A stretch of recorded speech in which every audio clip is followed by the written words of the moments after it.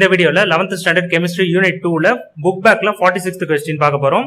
Protons can be accelerated in particle accelerators. Particle acceleratorன்றது ஒரு machine. So அந்த machine மூலமா புரோட்டானுடைய வேகத்தை ஆக்சிலரேட்னா அதனுடைய வேகத்தை அதிகமாக்குறாங்க. Calculate the wavelength.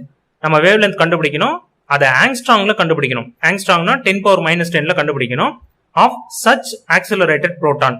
அது போல வேகத்தை அதிகப்படுத்தின புரோட்டானுடைய வேவ் லென்த் நம்ம கண்டுபிடிக்கணும் அட் இந்த speed.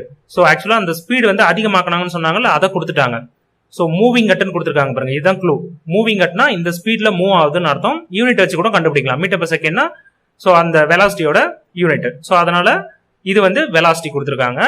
Mass of the proton, அந்த புரோட்டானுடைய மாஸுடைய அளவு நம்மளுக்கு கொடுத்துட்டாங்க. ஸோ மாஸ் கொடுத்துட்டாங்க, வெலாசிட்டி கொடுத்துட்டாங்க, நமக்கு ஃபார்முலா தெரியும், அதுல இருந்து வேவ் லென்த்தை கண்டுபிடிச்சிடலாம். ரொம்ப சிம்பிள் தான்.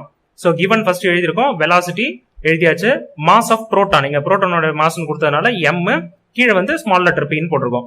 ஸோ அந்த மாஸ் எடுத்து எழுதிடுறோம். இப்போ நம்மளுக்கு ஃபார்முலா தெரியும், டி பிராக்லி வேவ் லென்த்தோடைய ஃபார்முலா தெரியும், லாம்டா ஈக்குவல் டு h/mv. ஏன் இந்த ஃபார்முலா யூஸ் பண்றோம்? ரொம்ப சிம்பிள், வேவ் லென்த் நம்ம கண்டுபிடிக்கணும். மாஸ் நம்மளுக்கு கொஸ்டின்ல கொடுத்துருக்காங்க, வெலாசிட்டி கொடுத்துருக்காங்க, ஹெச்ன்றது பிளாங்க்ஸ் கான்ஸ்டன்ட், அதனுடைய வேல்யூ நம்மளுக்கு தெரிஞ்சிருக்கணும், அதை மனப்பாடம் பண்ணி வச்சுக்கணும். ஸோ இதை மூணுத்தையும் யூஸ் பண்ணா நம்ம வேவ் லென்த் கண்டுபிடிச்சிடலாம். சிம்பிளா என்னன்னா, பார்ட்டிகல் ஆக்சிலரேட்டர்ன்றது ஒரு மெஷின். அதுல வந்து இந்த புரோட்டானுடைய ஸ்பீடு அதிகமாக்குறாங்க. எவ்வளவு அதிகமாக்குறாங்க? இந்த அளவுக்கு அதிகமாக்குறாங்க. புரோட்டானுடைய மாஸ் கொடுத்துருக்காங்க, அதனுடைய வேவ் லென்த் கண்டுபிடிக்க சொல்றாங்க. அவ்வளவுதான் கொஸ்டின். நெக்ஸ்ட் ஸ்டெப்ல ஹெச்சோட வேல்யூ எழுதிக்கிறோம். 6.626 × 10⁻34. இதெல்லாம் யூனிட் வந்து நான் இந்த கலர்ல எழுதியிருக்கேன். இதை கேன்சல் பண்ணணும். நம்ம யூனிட்டை கரெக்டா செக் பண்ணணும். மீட்டர்ல தான் இருக்குதா கொடுத்ததெல்லாம், கிலோகிராம்ல தான் இருக்கா அப்படின்னு செக் பண்றதுக்காக தான் யூனிட்டும் எழுதிக்கிறோம். ஸோ கிலோகிராம் கேன்சல் ஆயிடும், மீட்டர் இதுல ஒரு மீட்டர் கேன்சல் ஆயிடும், s⁻⁻1 s⁻⁻1 கேன்சல் ஆயிடும். கடைசியா ரிமைனிங் இருக்கிறது வந்து ஒரே ஒரு m. ஆக்சுவலா மீட்டர் அதுதான் லாம்டா, வேவ் லென்த்துக்கு மீட்டர்னு தான் நம்ம சொல்லுவோம். அப்போ கடைசியா மீட்டர்னு வந்ததுன்னா நம்ம யூஸ் பண்றதுலாம் கரெக்ட், ஃபார்முலா நம்ம கரெக்டா யூஸ் பண்றோம் அப்படின்றத தெரிஞ்சுக்கலாம். இப்போ வேல்யூ எல்லாம் பார்க்கலாம். மாசம் நம்மளுக்கு கொஸ்டின்ல கொடுத்திருந்தாங்க, அதுதான் இங்க எழுதிருக்கோம். வெலாசிட்டி கொஸ்டின்ல கொடுத்திருந்தாங்க, அது இங்க எழுதியாச்சு. இப்போ இதை சிம்பிளிஃபை பண்ண போறோம். நான் ஏற்கனவே ப்ரீவியஸ் சம்ஸ்ல நான் ஏற்கனவே சொல்லியிருக்கேன், முடிஞ்ச அளவுக்கு டெசிமல் பாயிண்ட் ரிமூவ் பண்ணிட்டுனா நம்ம சம் போடுறது ரொம்ப ரொம்ப ஈஸி. இங்க பாத்தீங்கன்னா 3 டெசிமல் பாயிண்ட் இருக்கு, இங்கேயும் 3 டெசிமல் பாயிண்ட் இருக்கு.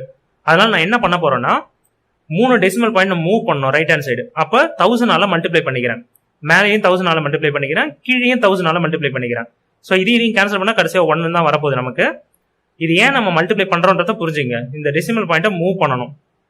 அப்போ நியூமரேட்டர்ல எனக்கு இதை மொத்தமா சேர்த்தோம்னா 6626 மட்டும் வரும், அதான் இங்க எழுதிருக்கோம். டினாமினேட்டர்ல அதே போல பார்த்தோம்னா 1673 மட்டும் தான் வரும்.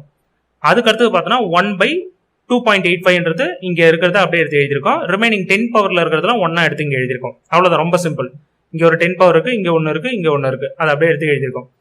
அதுக்கு அடுத்த ஸ்டெப் பாத்தீங்கன்னா, இந்த பவர்ல இருக்கிறது சிம்பிளிஃபை பண்ணிருக்கேன். ஸோ இதை எப்படி வந்ததுன்னு பாத்துறோம்.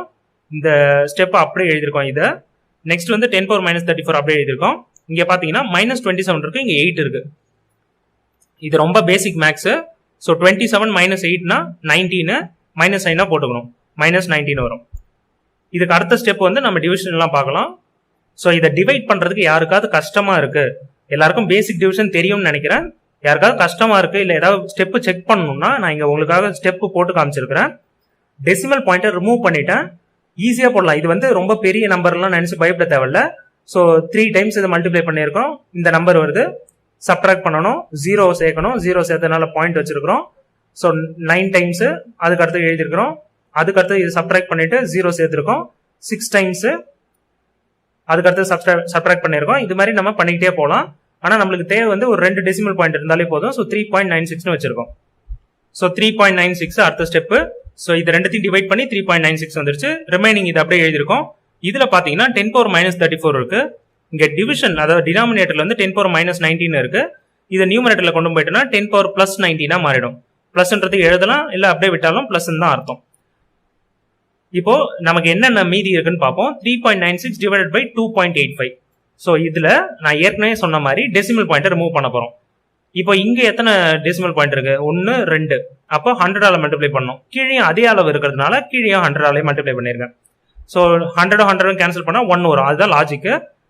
ஸோ இங்க 100 மல்டிப்ளை பண்ணதுனால அடுத்த ஸ்டெப்ல பாத்தீங்கன்னா 396 டிவைட் பை 285 வரும். அதுதான், அதுக்காக தான் நம்ம இவ்வளவும் பண்றோம்.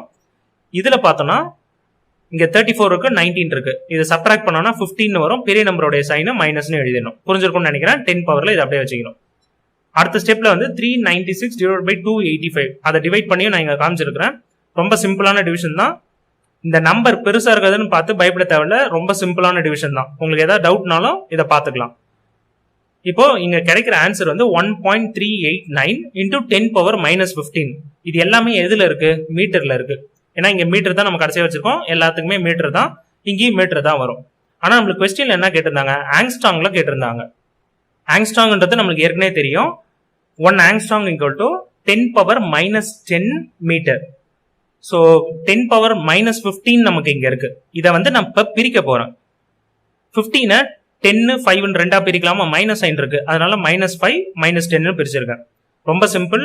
15 இருக்கு, அதை 5 10 பிரிக்கிறேன். ஏன் 10 பிரிக்கிறேன்னா ஆங்ஸ்ட்ராங்ல நம்ம எழுதணும், அதுக்காக தான் பிரிக்கிறேன். ஸோ இங்க 10 பவர் -10 இருக்கு, இதுக்கு பதிலாக ஆங்ஸ்ட்ராங்னு எழுதிடலாம். ரிமைனிங் என்ன இருக்கு? 1.389 இன்டூ 10 பவர் -5 அதை அப்படியே எழுதியாச்சு பாருங்க. ஆக்சுவலா நம்மளுக்கு மீட்டர்ல இருந்தது, அதை ஆங்ஸ்ட்ராங்ல மாத்திட்டோம். நம்மளுக்கு கொஸ்டின்ல கேட்டதை முடிச்சாச்சு. புரிஞ்சிருக்கும்னு நினைக்கிறேன். இந்த வீடியோ உங்களுக்கு பிடிச்சிருந்தா மறக்காம லைக் பண்ணுங்க, உங்க ஃப்ரெண்ட்ஸ் கூடயும் ஷேர் பண்ணிக்கோங்க. இந்த மாதிரி யூஸ்ஃபுல்லான வீடியோஸ் உங்களுக்கு நோட்டிபிகேஷனா கிடைக்கிறதுக்கு இந்த சேனலை மறக்காம சப்ஸ்கிரைப் பண்ணிக்கோங்க. இந்த சேனல் பத்தின அப்டேட்ஸ் கிடைக்கிறதுக்கும் டெலிகிராம் சேனல்ல ஜாயின் பண்ணிக்கோங்க. அதனுடைய லிங்க் வந்து நான் டிஸ்கிரிப்ஷன்ல கொடுத்துருக்கேன். தேங்க்ஸ் ஃபார் வாட்சிங்.